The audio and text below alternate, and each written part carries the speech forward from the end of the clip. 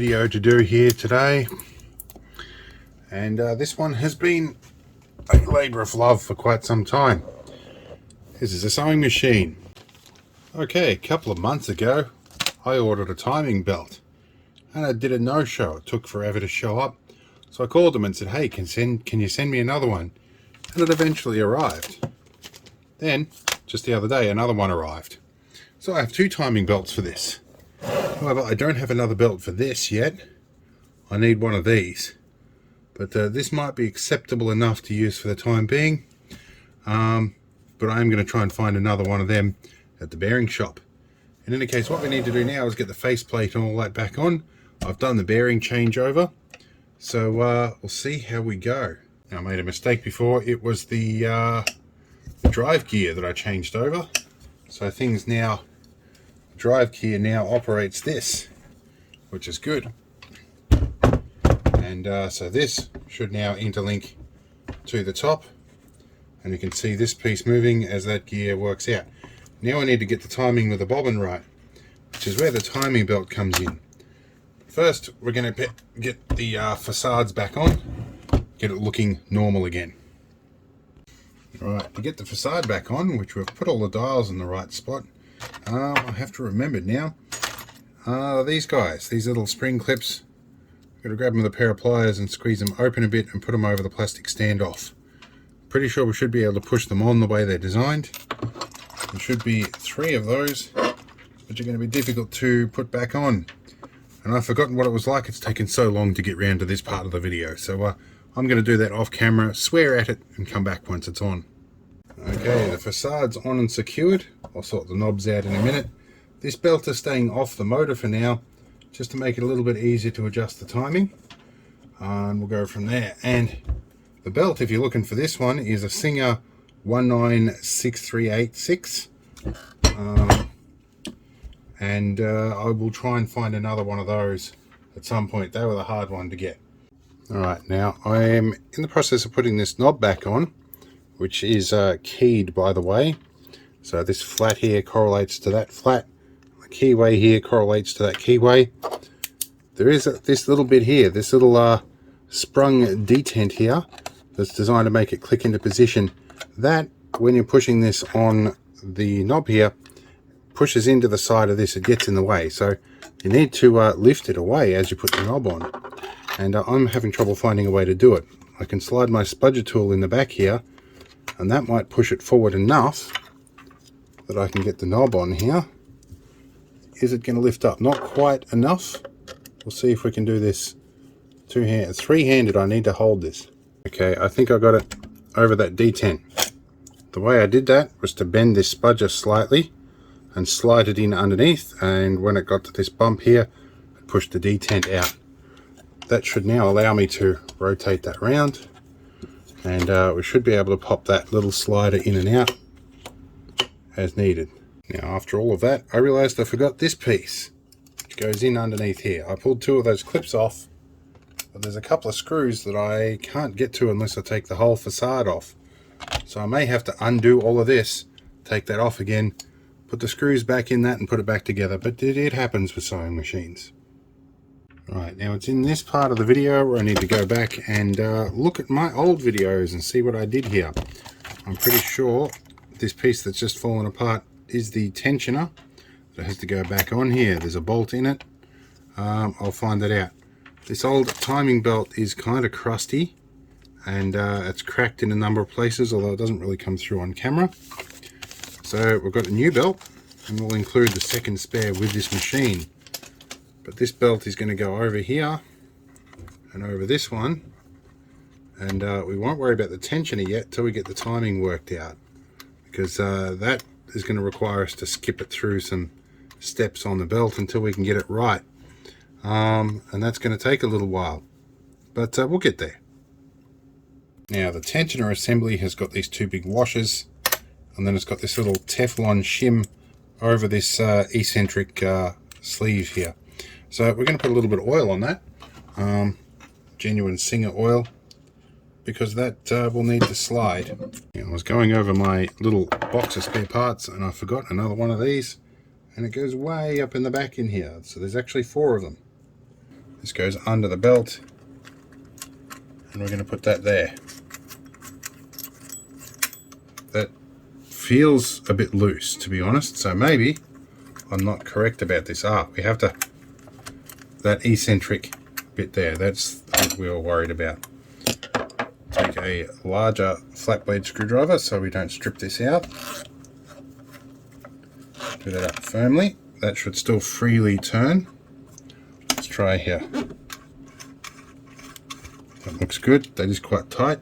Now I'm just going through some of the preset settings here. We're going to push to unlock this, and this should move these knobs to the pre-selected positions in order to do that. It is a little stiff, but it does work. 3 weeks later. Okay, so new development with the sewing machine. It's sat on my desk for the last couple of weeks, and I decided I'd finally give it a test run and put some fresh grease and everything and see if it'd start to operate. Then I went to drive the bobbin, and I found that the drive spindle here has actually lost grip on the shaft. So it gives me an opportunity to oil the bearing in that motor, but at the moment it's not going to do much unless we're interested in winding bobbins. We need to get this permanently attached somehow. Could be some epoxy, I'm not sure how yet.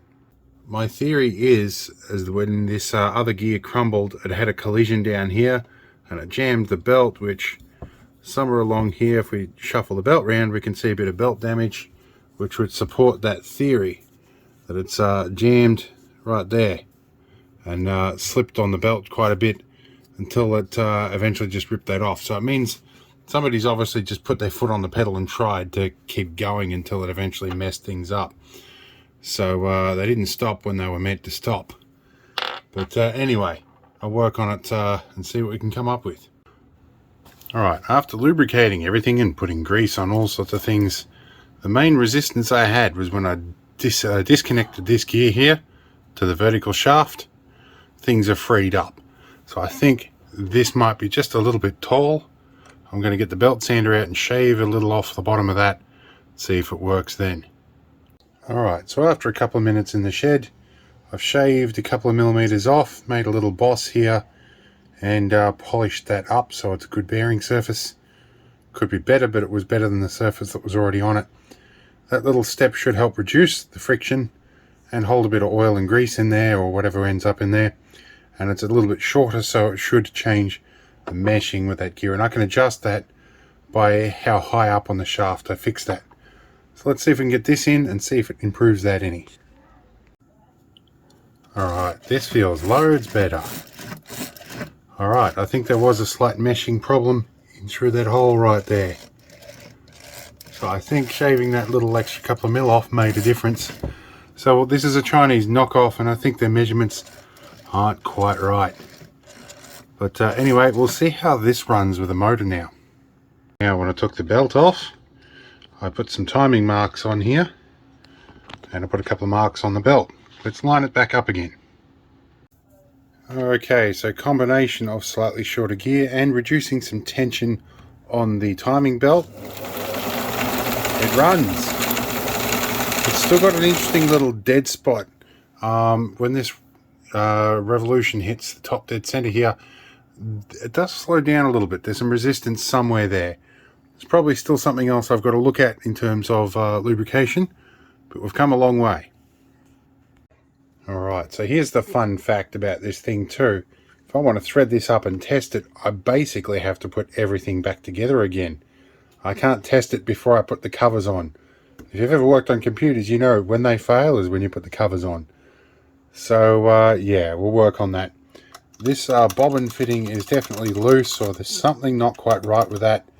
I've got to find out if that's in right. But yeah, let's get the stuff reassembled. Alright, system check time. Our light works. We can undo the clutch, push our bobbin winder across, and we should be able to wind bobbins. That's good. Turn that to center. That's to fine. Clutch back on. That's going to work. And we can do slow stuff. It does slip on that dead spot on the belt every now and then. That's alright. Let's go to zigzag stitch. And this should dance left and right, which is what it's doing. Disengage that, it should stitch straight up and down, I think. I've got to find out how to turn zigzag off. There we go, that's the machine stitching up and down. Cool. We can adjust our stitch width to really fine. That's good. Big chunky stitches. Looking pretty good. And adjust our advancement. That's good. Things are mostly working. Alright, bobbin winding time. I went to wind one of my bobbins and it looked pretty weird. The sizing was odd, and then I had a look in the box that came with this. And this particular model of Singer uses yet another different size of bobbin, which is uncommon. Let's wind you around a little bit. Now, I think that this is meant to go under this as a tensioner, and that means that's meant to go up the top there. So let's just hook underneath that, go over the top here, and I hope that's how bobbin winding works. Let's hold this switch in here. Well, we're running over that at the moment, which I don't think is quite right. I'm missing something here. I think we're supposed to maybe go back over that, maybe. Some of the way these bobbins wind can be pretty weird. The other ones I've got, it's meant to go in a slightly different position, but for today we're going to do it the wrong way, just for the moment, just to see how it works. And this should, as it winds up, touch this bit here and push away from it. But there's not quite enough spring return on it. So we've got to hold on it a little bit. There we go. This looks better. Now we're winding bobbin up. Alright, now we're cooking with gas. Okay, we can drop a bobbin in here. Can we go... Well, I think we're hooking that way and we go there. That's our bobbin wound. Now we need to put the foot back on and the needle. And in fact, I don't really need the foot just yet. We can actually retract that out of the way as is. We'll put a needle in, thread that up and see if it actually pushes something through. Alright, so I did eventually work it out. I had to take a photo. But there's the eye of our needle facing us. The flat actually goes to the rear side of this, the back. That's weird. I'm not used to that. But anyway, that's in pretty firmly. Let's try and thread this thing up. Now, we're certainly not out of the woods yet because we've still got to get the bobbing timing right. And I have no idea if it is right. Now, every time I come onto one of these machines, it threads just a little bit differently. So this is supposed to go up and over that finger. And then under that spring. So if we go under here, my hand is in the way, as is always the camera angles I choose. There we go, we're under that spring. We're going to go back around that again. This shouldn't be up there, that should be out of the way. Now we're going to go back through this dude here. Okay. And now we change camera angles. Even between models there is a little bit of a different way of threading these. The same model can have a couple of variations I've found. Now this one, normally these are set up as quick insert, so there's a slot. You can just hook it around it and loop it in there. Similar as this one, you can just wrap it around and pull it through. And there is a nice little groove there. I'm pretty sure that's the correct way to do it. Now we need the difficult bit, we've got to thread the needle. This is always the bit I don't look forward to. Make sure we've got the right thread. Do a bit of a snippy snip. A bit of a lick in the mouth. And we'll see if we can push through here. I can barely see this. And these are the small needles too. I do have ones with a bigger aperture in them. Now I was going to use one of my junk needles in case I break it because it's getting the timing right. But I just simply can't thread the thing. So I'm going to try one of these overlocker needles, one of the 90 size ones with a big gaping hole in them. And I've got to see if I can actually get into this packet. There we go.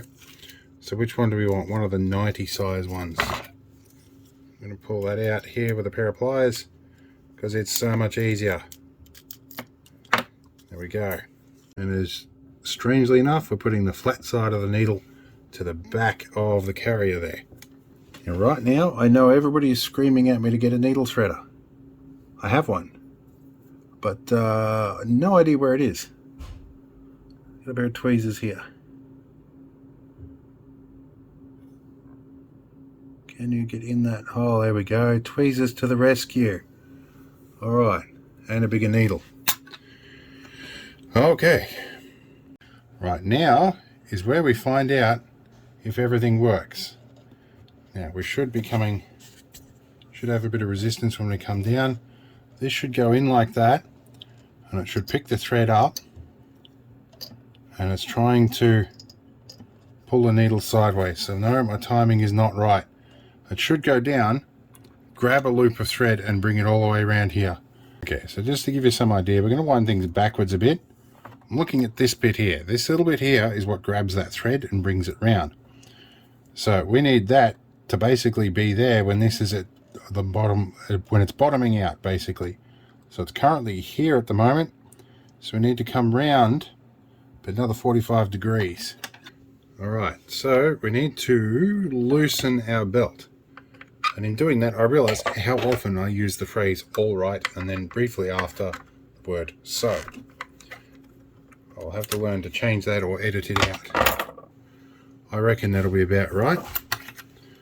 This is the tedious part of the whole thing, is getting this calibration right, which is why I hate having belts on these things. Although I do have to admit, it is slightly easier than meshing gears to get your timing right. Alright, so one thing you want to look at here, see the little mark here? There's a little timing mark right there. You can sort of see it as it moves backwards and forwards in there. When the needle is just about to touch this ring here, that timing mark should be there. So what happens now is we go under, and flying around here is our little hook about to come along, should grab our thread and pull it over. Because it didn't have any tension, it didn't work. So let's back it up a bit. Alright, I've got some tension on the needle here. We're going to come down. Here comes our timing mark. As we go down, our other hook is going to come past, grab that loop, thread it over the top of the bobbin, pick up the bobbin thread and come back again. And usually, if there is a bit of upwards force on it as it's designed, and it's not going to be the case because I don't have things where they are, this should pull up and through the top. We have a successful thread. That means our timing's right. Okay. Now I can actually tighten up the belt tension, which will help with some of that inaccuracy. Put the foot plate on and I might be able to perform a stitch. There we go. Alright, so I think that's how the bobbin's meant to work. I don't know. Alright. Let's trust this to actually do what it's meant to do. Let's pull it down, thread around, and that should pull the thread back. Ahaha! It did. Now we can pull bobbin thread all the way through. And I just pulled the bobbin back down again. Okay. Should pull bobbin back up. Yep, that's about right. Let's pull that back up there. Bobbin thread's not going to come back. Come on. Pull that back through. Okay. Now I think we're threaded. Now we can try stitching something. Now previously while working on this, the foot came off. So we need to reassemble the foot. It's a pretty standard setting, but it's difficult to do unless you actually take the foot off. This looks like it has a couple of different settings for the foot. We don't really care right now. We just want to see if this thing will hold material down enough to perform stitching duties. Alright, I think we're good. The Singer 478 is actually performing stitching and it's doing what it's meant to do. We'll hook it up to power in a minute. Alright, I'm down to 30% battery on the camera and I'm jack of fixing sewing machines, but we're hooked up to power, so let's give it a shot.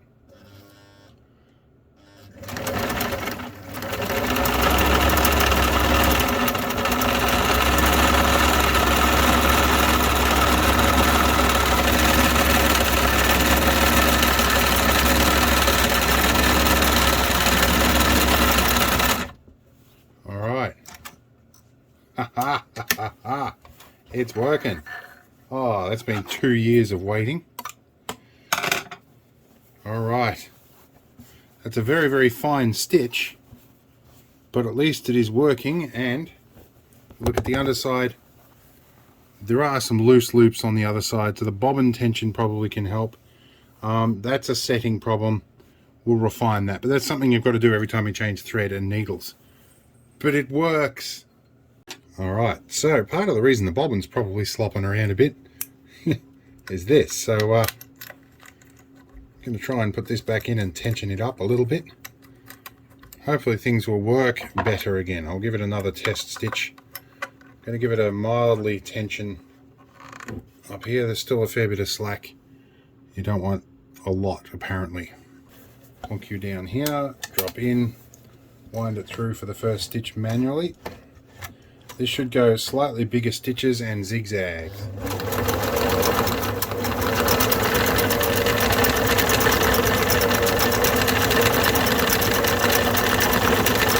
Alright. That looks good. Good, good, good, good, good. Okay, and the bottom stitch is better since I tightened the belt tension. The top looks good. Where are we? Let's have a closer look up here. Let's move out of the way. Alright, I'm going to call this fixed. So, yeah, since I tightened the belt, this is the underside. Since I tightened the belt tension, it looks a little bit better. The top is looking good. Nice zigzag stitch. We're looking pretty good, and it's between the fabric, it's holding on quite strong. So, yeah. I think it works. I'm very happy. This has been sitting in my shed for a good 2 years now.